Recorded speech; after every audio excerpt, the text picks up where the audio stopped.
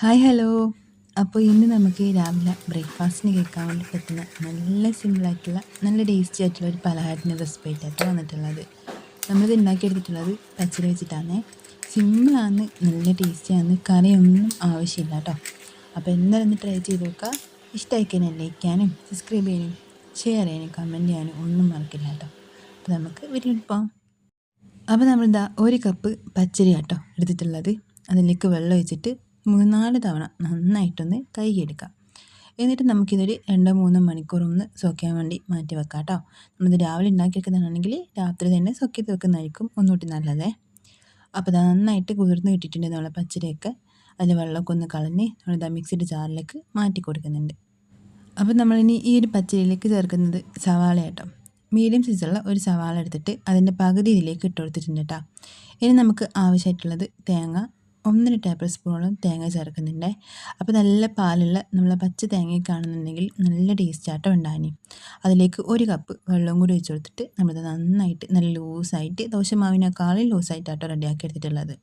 നന്നായിട്ട് അരച്ചെടുത്തിട്ട് ഒരു പാത്രത്തിലേക്ക് മാറ്റി കൊടുത്തിട്ടുണ്ട്. ഇനി നമുക്കിതിലേക്ക് ആവശ്യത്തിലുള്ള ഉപ്പ് ചേർത്ത് കൊടുക്കാം. അപ്പോൾ അതിൻ്റെ കൂടെ തന്നെ നമ്മളിതിലേക്ക് പഞ്ചസാര ചേർക്കുന്നുണ്ട്. ഒരു 1/2 ടീസ്പൂൺ പഞ്ചസാര ചേർക്കുന്നുണ്ട്. ഒരു പിഞ്ചോളം ബേക്കിംഗ് സോഡയും കൂടി ചേർത്ത് കൊടുത്തിട്ട് നമ്മൾ നന്നായിട്ട് മിക്സ് ആക്കി എടുക്കാം കേട്ടോ ചെയ്യുന്നത്. നമ്മളിത് റെസ്റ്റ് ചെയ്യാൻ വേണ്ടി മാറ്റി വെക്കുന്നില്ല. ഇതിലേക്ക് നമ്മൾ ചോറ് ചേർത്തിട്ടില്ല, അതുകൊണ്ടാണ് ബേക്കിംഗ് സോഡ ചേർത്തിട്ടുള്ളത്. നന്നായിട്ട് മിക്സ് ആക്കി എടുക്കാം. ഇനി നമുക്കിത് റെഡിയാക്കി എടുക്കാം കേട്ടോ. അപ്പോൾ ഇപ്പം നമ്മളിതാ ഒരു പാൻ വെച്ചിട്ടുണ്ട് അടുപ്പത്തോട്ട്. അതിലേക്ക് ഒരു 1.5 ടീസ്പൂണോളം ഓയിൽ അല്ലാന്നുണ്ടെങ്കിൽ വെളിച്ചെണ്ണ ചേർത്ത് കൊടുക്കാം. അപ്പോൾ എണ്ണ ഒന്ന് ചൂടായിട്ട് വരുന്ന സമയത്ത് നമുക്കിതിലേക്ക് ഒരു സവാളയുടെ ചെറിയൊരു പീസ് എടുത്തിട്ട് ഇതുപോലെ ഒന്ന് ചെറുതായിട്ട് കട്ട് ചെയ്തിട്ട് ഇതിലേക്ക് ഇട്ട് കൊടുക്കാം.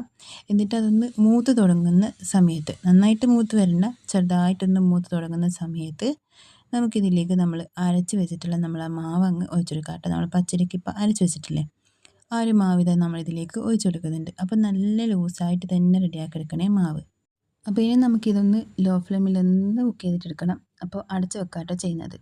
ലോ ഫ്ലെയിമിലൊന്ന് അടച്ച് വെച്ചിട്ട് ഒരു 5 മിനിറ്റൊക്കെ അങ്ങ് ആകുന്ന സമയത്ത് ഫ്ലെയിം ഇത്തിരി ഒന്ന് കൂട്ടി കൊടുക്കാം. അപ്പോൾ ഒന്ന് കൂട്ടിയിട്ട് അതിൻ്റെ ആ ഒരു അടിഭാഗം ഒന്ന് മൊരിഞ്ഞ് കിട്ടണം. നന്നായിട്ടൊന്ന് മൊരിഞ്ഞ് നല്ലൊരു സ്മെല്ലൊക്കെ വരുന്ന സമയത്ത് നമുക്കിത് ഒരു പാത്രത്തിലേക്ക് മാറ്റി കൊടുത്തതിന് ശേഷം തിരിച്ചിട്ട് കൊടുക്കാം കേട്ടോ.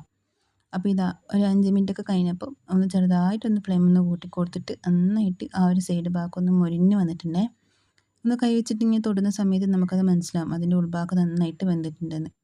അപ്പോൾ അതിന് മുകളിലേക്ക് വേറൊരു പ്ലേറ്റ് വെച്ച് കൊടുത്തിട്ട് ഞാനിതാ ഇതുപോലെ ഒന്ന് ചിരിച്ച് ഇട്ട് കൊടുത്തിട്ടുണ്ട് കേട്ടോ. ആ ഒരു ഭാഗം കൂടി ഒന്ന് കളറൊന്ന് മാറി കിട്ടാൻ വേണ്ടിയിട്ടാണ് ഇങ്ങനെ ചെയ്യുന്നത്. നന്നായിട്ട് മൊരിഞ്ഞ് വന്നിട്ടുണ്ട്, നല്ല ക്രിസ്പി ആയിട്ടുണ്ട്. അപ്പം മുറിഞ്ഞ് പോവാതിരിക്കാനാട്ടോ നമ്മൾ പ്ലേറ്റ് വെച്ചിട്ട് ഇതുപോലെ ഇങ്ങനെ ചെരിച്ചിട്ട് കൊടുക്കുന്നത്.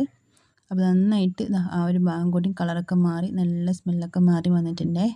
ഇനി നമുക്കിത് വേറൊരു പാത്രത്തിലേക്ക് അങ്ങ് മാറ്റി കൊടുക്കാം.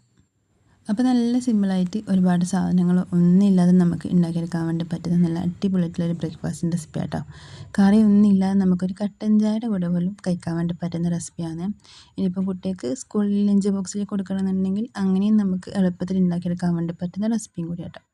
അപ്പം അതിൻ്റെ അടിഭാഗം നന്നായിട്ട് മൊരിഞ്ഞ് നല്ല ക്രിസ്പിയും ഈ ഒരു മുകൾ ഭാഗത്ത് നല്ലൊരു സോഫ്റ്റ് ആയിട്ടാട്ടോ ഉണ്ടാകാൻ. അപ്പോൾ എന്തായാലും ഒന്ന് ട്രൈ ചെയ്ത് നോക്കാം. ഇഷ്ടമായി കഴിഞ്ഞാൽ ലൈക്ക് ചെയ്യാനും സബ്സ്ക്രൈബ് ചെയ്യാനും ഷെയർ ചെയ്യാനും കമൻറ്റ് ചെയ്യാനും ഒന്നും മറക്കല്ല കേട്ടോ. അപ്പം നമുക്ക് മറ്റൊരു നല്ലൊരു വീഡിയോ ആയിട്ട് പിന്നെ കാണാം. ബൈ. Thank you.